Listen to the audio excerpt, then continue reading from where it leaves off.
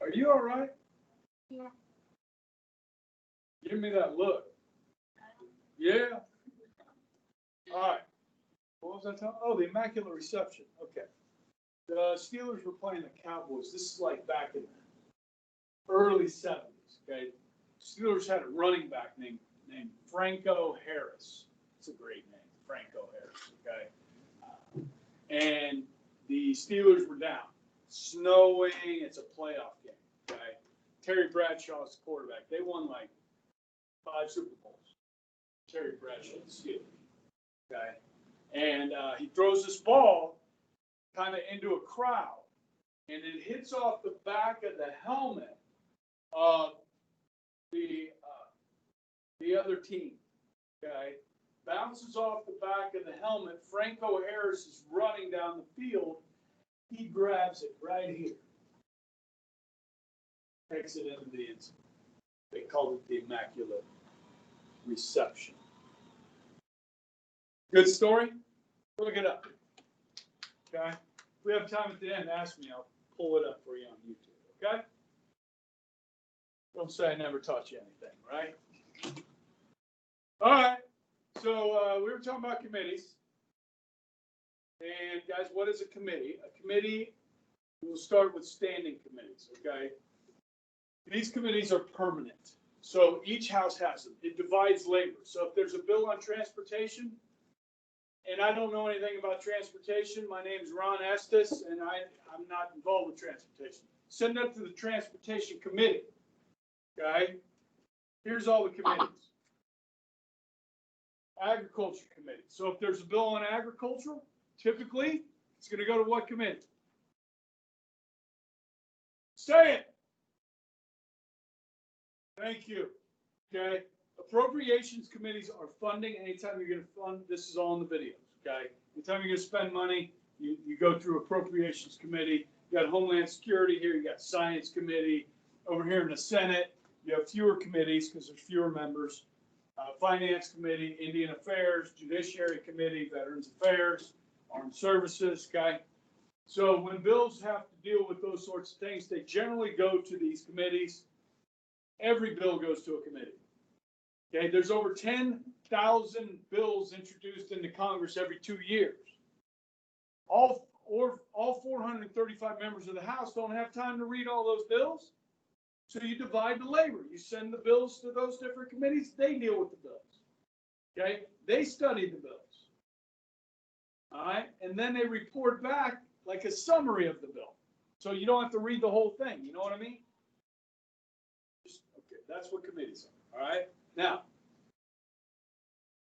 there are different types of committees that I talked about yesterday. Joint committee is just kind of clerical. It's not a big deal. It's between both House and Senate. Okay, and they deal with things like the Library of Congress or printing. Nothing like political. Okay, and then the conference committee you'll want to watch. I will be talking about it again when we go through it. It's one of the steps of how a bill becomes a law. Okay, so we'll be talking about this again, but I do show it in the video pretty good, okay? Even though I was teaching from my basement at the time. Those 2 videos that I posted today are from my basement last spring, okay? So I'm wearing a hat and, hanging out, okay? All right, so this is the next thing, okay? So one of the most important parts of this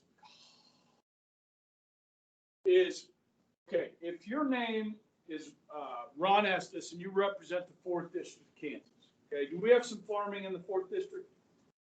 So he may want to be on the Agriculture Committee. What's the biggest industry we have in the 4th District? The aircraft industry, right? Right? So he's probably going to want to be on some type of committee relevant to transportation or air or something like that. Okay, manufacturing, business, that sort of thing. Okay, and he is. Okay, well, he's on the Ways and Means Committee, which is the tax committee. Now, these members are also on subcommittees. Okay, so agriculture may have 3 subcommittees. One on imports and exports of food. Okay, one on things like insecticides, herbicides, for farmers.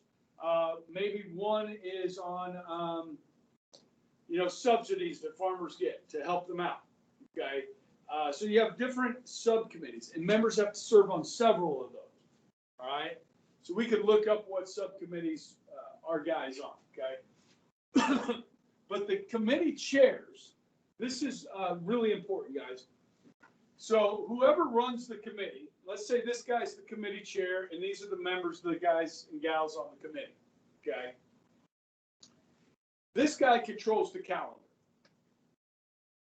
Now, the committee chair is going to be from the majority party. So for every committee in the House, it's a Democrat. For every committee in the Senate, it's a Republican. The committee chairs, okay? They control the calendar. So if you send me a bill to this guy, okay, and he looks at it and he doesn't like it, he just puts it on his desk, never puts it on the calendar, and it never sees the light of day again. So basically, these committee chairs the fate of every bill that comes to their committee. They're like little dictators. You understand? Okay. So who controls the committee and who the chair is really important. Okay. Always of the majority party, traditionally selected by seniority system. I talked about this, guys. Democrats use seniority system more than Republicans. Republicans will have elections for a lot of their committees. Because sometimes the most senior member isn't the best person to be the chairperson. You know what I mean? It's kind of like teachers, right? I mean, you could have the most senior teacher, the one that's been here the longest, that would be in charge, but that might not be the best idea. You know what I mean? Some people are just better than other people at certain things. All right, so yeah, so they started doing the Republicans started doing some elections to choose the best person, okay? Now, how do you get on a committee? How does Ron Estes get on the committee he wants to be on? He's got to ask Kevin McCarthy, okay? I have a slide in here that I went over yesterday that's in your notes, okay, of the leadership, okay? And so the most powerful person in the House, where Ron Estes is Kevin McCarthy, who's the minority leader. Republicans are in the minority. He's the minority leader. Nancy Pelosi is the Speaker of the House. Democrats control the House. She's the Speaker. Okay, so she's in charge of her members. McCarthy's in charge of his members. Does that make sense? And so if you want to be on the Agriculture Committee, or, if I went to Congress, I would want to be on, like, the Homeland Security Committee. Okay? I want to be on that one. I want to get briefed by the FBI and the CIA and the Department of Defense and stuff like that. Okay? I want to know the secrets. Okay? So you go to your leadership, and if he likes you or she likes you, if you're a Democrat, then you get on the committee you want to get on. If you're a freshman, you may not get the committee you want. You know what I mean? Because you're a freshman. Yes? Okay. So you got to go to your leadership to be on certain committees, okay? More popular committees may have elections. Some members choose committees that will help affect their district, right? Like agriculture, that makes sense, okay? Sometimes you choose a committee so you can affect a broader policy, okay? Like maybe I want to be on an education committee so that I can fix the school system. You know what I mean? Because that's a passion of mine. Something like that, okay? All right, so all members, so in the Senate, you got to be on at least 2 committees. In the House, you only have to be on 1, and everybody's got to be on several subcommittees, okay? Because there's like 175 subcommittees. All right, so what we see here are some of the committee staff. Okay, these are not members of Congress. These are staff members, okay? They help either the committee or they help the member of the committee, okay? If they're helping the member of the committee, they're personal staff. If they're helping the committee, they are committee staff. So committee staff would be like an expert that the committee hires to advise the members of Congress, yes? So like if I were an expert in education, which before long I'll have my master's degree in teaching and learning. Okay, I'm an expert. I have 20 some years of policy. Now I've never been an administrator, so maybe I'm not an expert. Maybe somebody that was a teacher with a master's that's been an administrator and a superintendent. They're an expert. They could go work for the education committee staff and teach these people, the members of Congress, what they need to know. That's a job. Okay. So if you go get a degree somewhere and you want to go work in Congress, you can apply for a job working for one of the committees. That's a thing. Okay. So the first 100 years, only committee chairs had staffs. Okay. Now they all have staffs. Okay. Pages, messengers were used by 1827. By 1897, members started hiring staffs. Okay. To help them. Okay. These staffs do all kinds of stuff. Okay, thousands and thousands of them. So if you go to the U.S. Capitol, not only do you have the 535 members of Congress, but you got all the people that work for them, roaming the halls. So if I'm a member of Congress, I'll get my staff member to go talk to your staff member so you guys can communicate about a piece of legislation. Now, when Nancy Pelosi's staff walks in a room, those staff members are really important because they're representing the Speaker of the House. You know what I mean? A lot of people might not even know who Ron Estes' staffers are, okay, because he's not a VIP yet. Okay? He's only been there for a few years. Okay? So they suggest policies, they draft bills, negotiate with other staff on the language of the bills. They write questions when there's hearings, when people are testifying, they'll write the questions for the members. Some staff members have gained a lot of power and influence. Okay. While I was waiting for my wife sitting in the car this morning, I watched this thing on Amazon Prime. It was about the whole Russian collusion case to try and take President Trump down.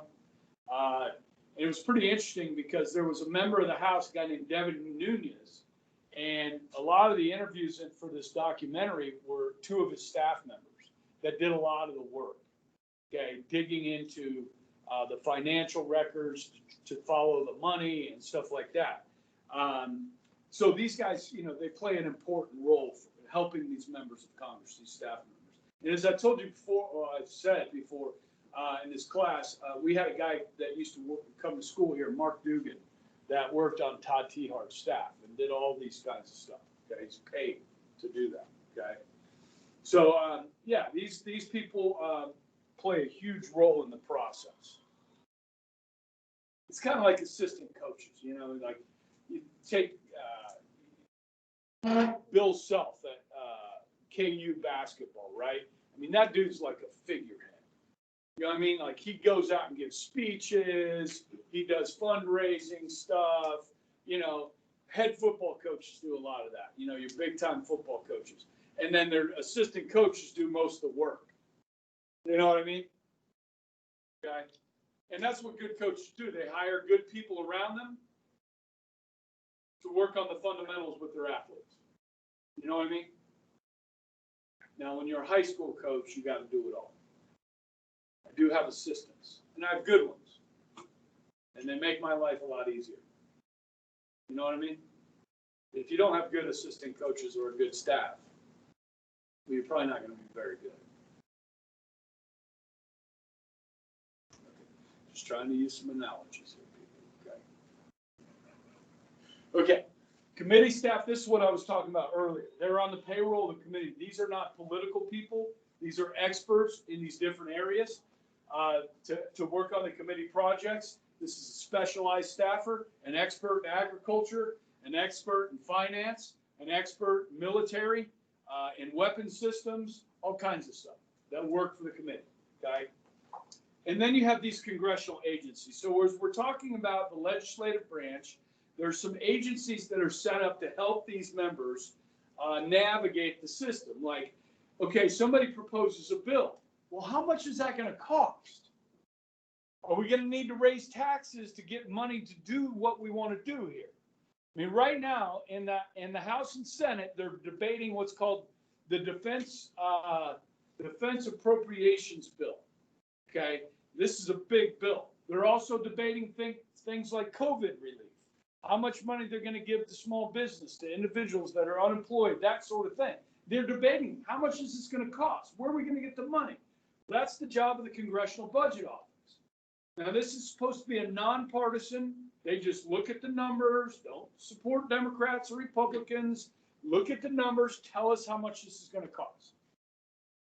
Okay, how we're going to pay for it. Okay. You also have the General Accounting Office, the GAO, which watches over the spending that's going on and makes sure that it's spent appropriately. Okay, like money's not wasted. Okay, they don't do a very good job apparently. But yeah, and make sure that it's spent legally. Okay, and then you have the Government Printing Office, which, if we need to print these bills to go to these different members of Congress, like say Obamacare is 2,600 pages long, Government Printing Office, we need to make, 535 copies for the members. We got to make copies for the press, make it, the state legislatures know what's in this and so forth. So you've got these agencies that help, okay, including things like the Library of Congress.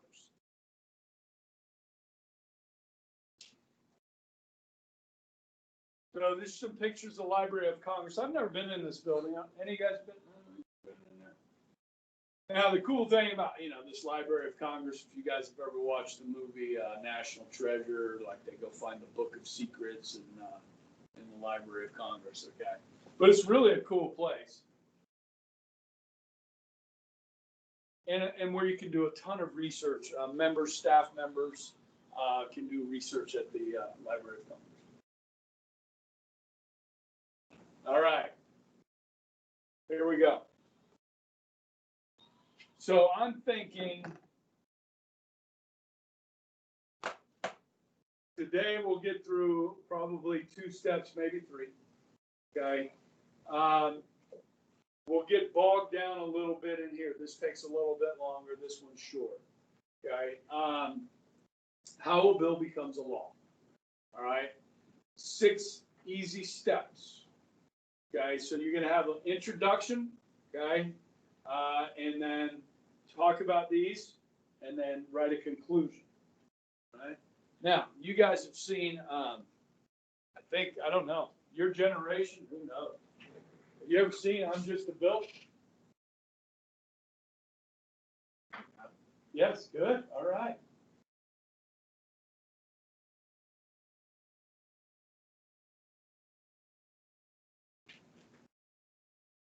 We're going to watch this. We'll watch it at the beginning, watch it at the end, and you'll understand it better at the end. Analog Surprise OMG Remix Super Surprise! The Supersonics! Unbox 70 surprises. 2 bands, 8 dolls. Really play rock music. Analog Surprise OMG Remix Super Surprise with 70 surprises. I'm asking for that for Christmas. Body grows bigger. Your mind looks louder. It's great to learn. Knowledge is power. You so have shocking, put you on the block of your favorite school. I'm just a bill.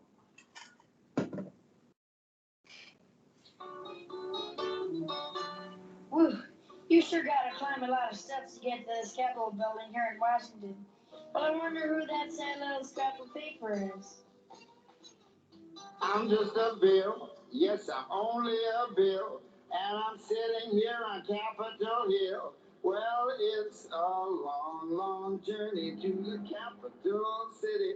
It's a long, long wait while I'm sitting in committee. But I know I'll be a law someday. At least I hope and pray that I will. But today I am still just a bill.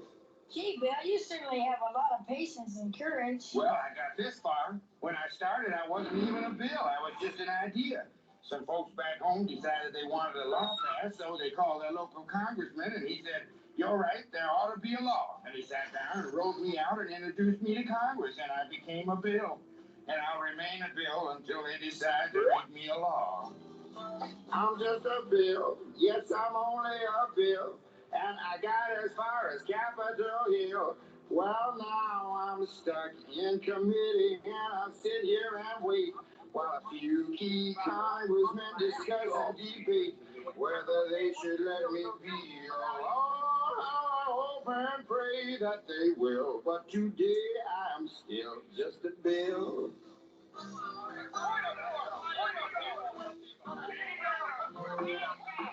Listen to those congressmen arguing. Is all that discussion and debate about you? Yeah, I'm one of the lucky ones. Most bills never even get this far. I hope they decide to report on me favorably, otherwise I may die. Die? Yeah, die in committee.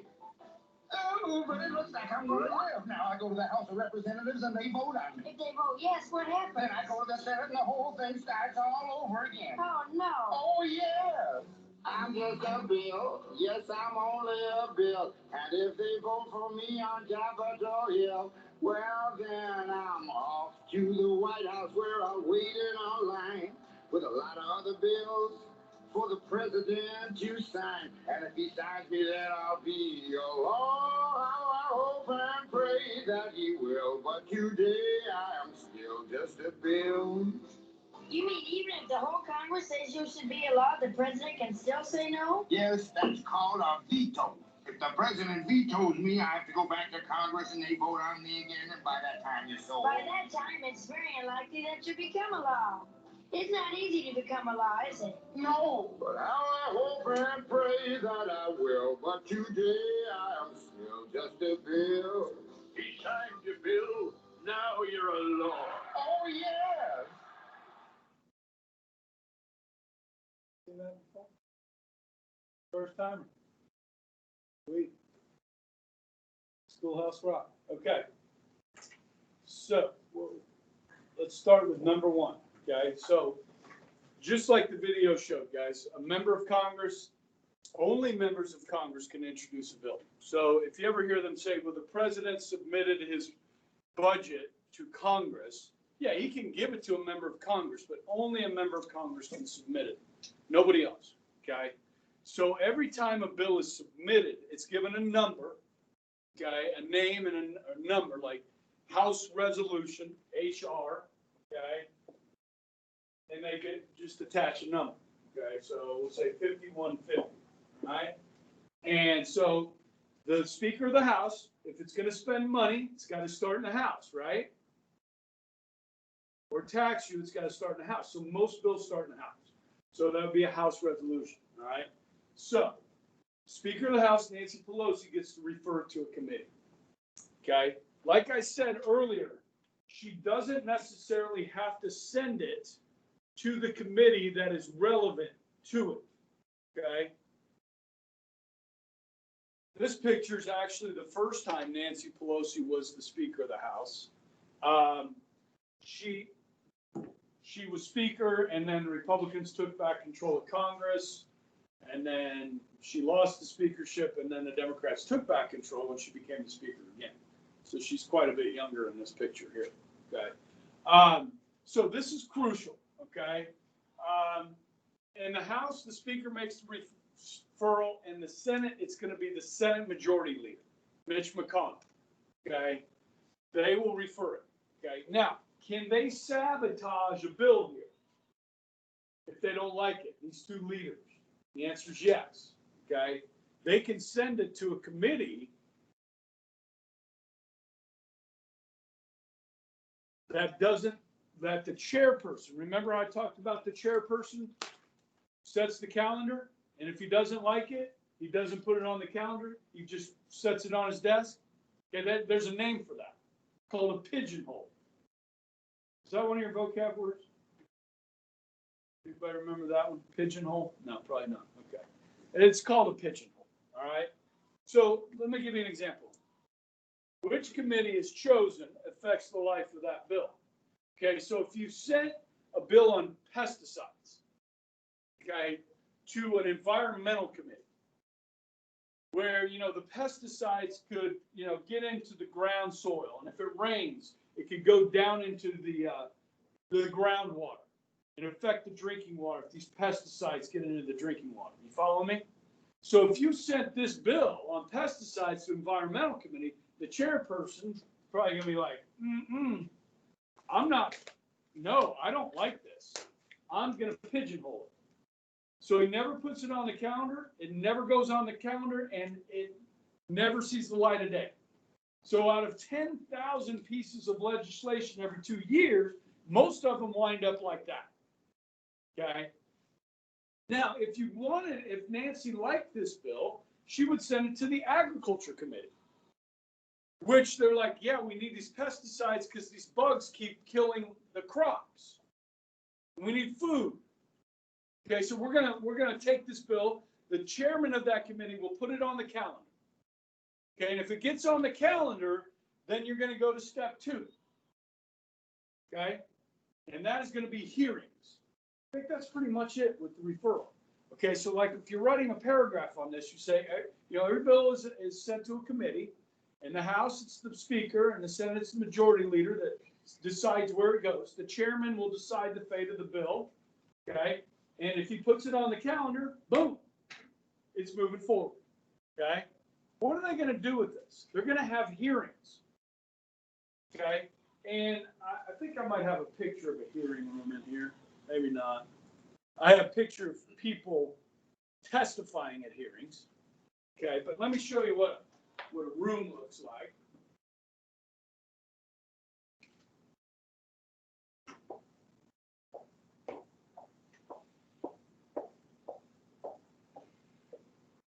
Guys, how many people we got? 1, 2, 3, 6, 7, 8, 9, 10, 11. Okay, we got 11 people on this committee, all right? And then here is the people that are testifying. These guys right here, okay, they're testifying, all right? So you can have hearings in a subcommittee or in a full committee. Okay, a lot of times it'll start in the subcommittee. All right, so you might have 11 people. All right, now if we're in the House, the chair of that committee is going to be a what today? A Democrat. Okay, and 6 of these people will be Democrats and 5 will be Republicans. Because we're in the House, and the Democrats are going to have more people on every committee, and the chair. Yes? Same, opposite in the Senate. Okay? Now, so they're going to call people in. Okay, now do you have to show up to these? Is it required? Do you not get paid if you don't show up for committee hearings? No. So a lot of times, these rooms will look like that. These are open to the public generally. Okay, and then they'll have people come in, supporters and opponents of this, to testify. So if you're talking about pesticides, right, you're going to have some farmers in to talk about the devastation of their crops from this pest. Okay, and then if you're against this bill, you're going to bring in maybe some environmental scientists to talk about the negative effects of this, this pesticide, the chemicals and so forth. You follow me?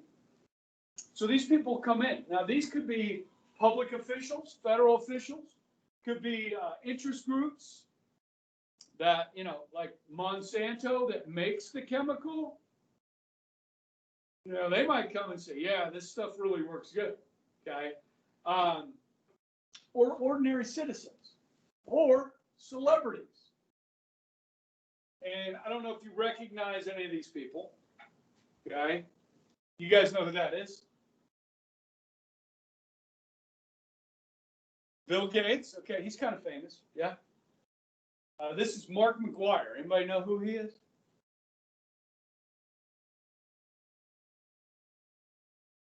Okay, he was a baseball player. Okay, and he hit 70 home runs in one season, breaking Babe Ruth's record, or actually Roger Maris's record of 61. He was the first to break it. Okay. What was he doing to make him such a huge, large man?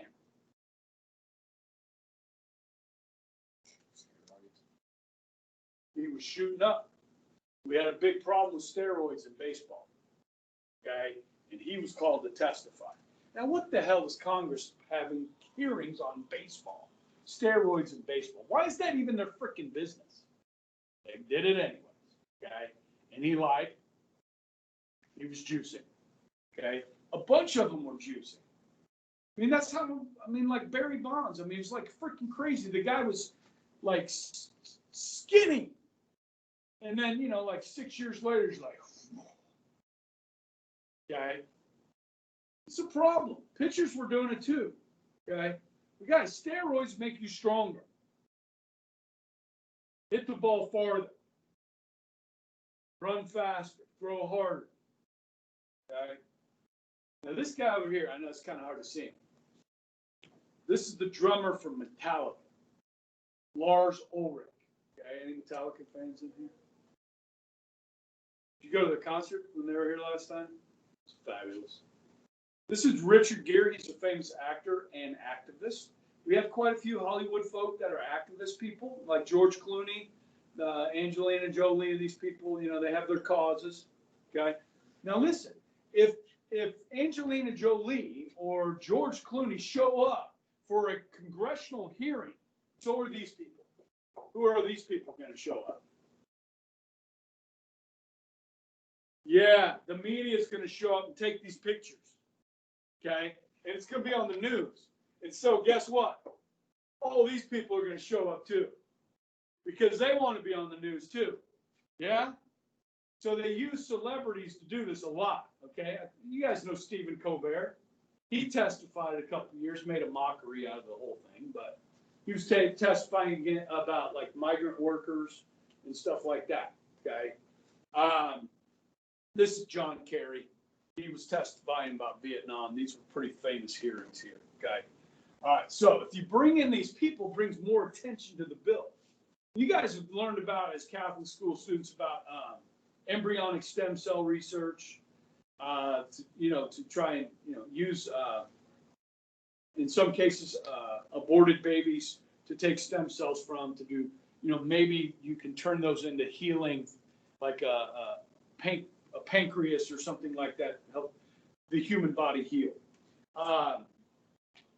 Well, they brought in some famous actors. I don't know if you guys know who Michael J. Fox is. He's the guy that played Back to the Future.